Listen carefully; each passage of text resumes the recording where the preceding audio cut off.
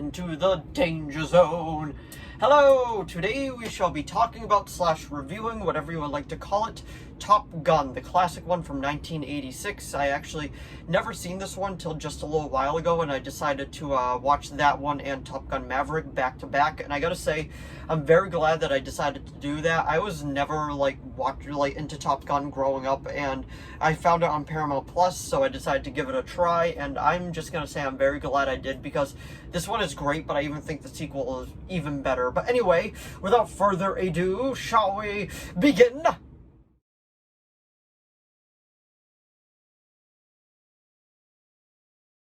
So, Top Gun from 1986, starring Tom Cruise. It's directed by Tony Scott, who did sadly pass away, and the sequel is directed by a different guy, which I don't remember the name off the top of my head right now. But this will be a spoiler-filled review, but I feel like if you don't know any spoilers for this movie, by this point you might as well just go Google it, or just go give it a watch if you have Paramount Plus, or just go to a local Walmart. I honestly got this for, I want to say $5, and it wasn't even a Black Friday price. I just never seen it, so I decided to pick it up, and like I said, I am super glad I did. This is honestly just a feel-good film, because I feel like everybody has seen this movie. I was the last one to the party with seeing this movie, and I just gotta say, like, I'm happy that I watched it. It is a feel-good movie.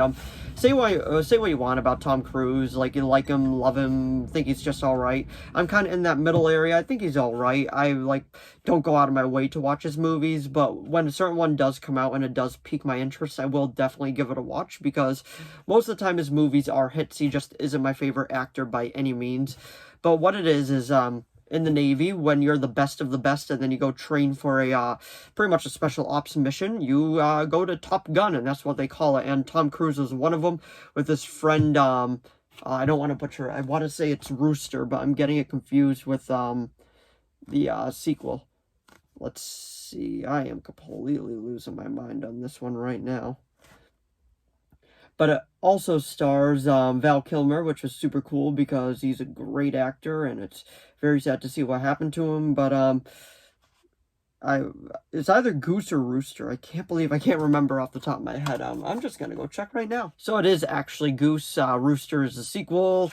I just got them confused because they're the names just sound similar. But him and his buddy were considered for the the Top Gun, so they decided to go and do that. And boy, when they get there, it's just a rush of adrenaline seeing these guys fly these planes, especially knowing how Tom Cruise is. He probably did his own stunts, because the guy is just crazy when it comes to those. And just seeing how they did this movie, just when the plane scenes come, those are the absolute best scenes. Yes, you got the shirtless scene on the beach and all that, and just through and through, this is a feel-good movie, especially when they're at the piano singing a great Balls of Fire.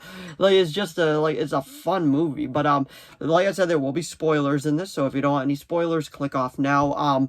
Honestly, the thing that surprised me the most was that this movie had a legit death in it, and I was surprised that they killed off Goose, because he was Tom Cruise's best friend in the movie, Maverick. But I understand why they decided to do that, because it definitely did push the plot forward. And even though at the time of this one, I'm sure the sequel wasn't planned whatsoever, but it definitely fed into the sequel more, so it just kind of gave you that better feeling of the sequel, because the tension is there, and just seeing these two characters go at each other, the son of the guy that died and Maverick, just hating each other. Well, not Maverick didn't hate him, but he hated Maverick for just the way that he felt, especially since he was flying when his dad died. He blames him for his death, and also the Academy and all that stuff. But we're not going to be talking about the sequel. That'll be another video. But this one was just, like I said, it's just a feel-good movie. The soundtrack is awesome. The instrumental part alone is great, too. I think that's great. But come on, the Danger Zone, you can't go wrong with that song. It just gets you in the feeling. Just seeing these planes up in the air flying about. It's just a great movie, honestly. I can say enough good things about it, because I would honestly give it a solid 8 out of 10, because this would definitely be one that I go back and rewatch. Where I would say, is it better than the sequel? Personally, I would say that the sequel is better, Top Gun Maverick, because I gotta say, going into it, I never had the nostalgia for this one. When I went to go see the sequel, I just literally watched them back to back, one night after the other, and I'm gonna say I'm happy that I did that, because it kind of gave me a good feeling for the movies. Both of them were feel-good movies with moments of sadness. Like, that it just gave me vibes of the classic movies, the way that movies used to be. Like, I love movies today too, but they definitely have a few faults. But just seeing this classic film, like, just it was such a good time. Like, I can't really explain the feeling that you get when watching it. You just kind of like, you just feel good while watching it. It just makes you feel good. Like, that's the best way to describe it. And the sequel did that as well, and then it did make you feel sad. This one made you feel sad, but I feel like the death didn't hit as hard as the one in Top Gun Maverick did. But this one, it was definitely it was a top movie. I highly recommend it if you haven't seen it. If you're like me and you're in the very small majority that have never seen this movie, definitely give it a try. It is definitely worth your time. It is definitely worth a watch.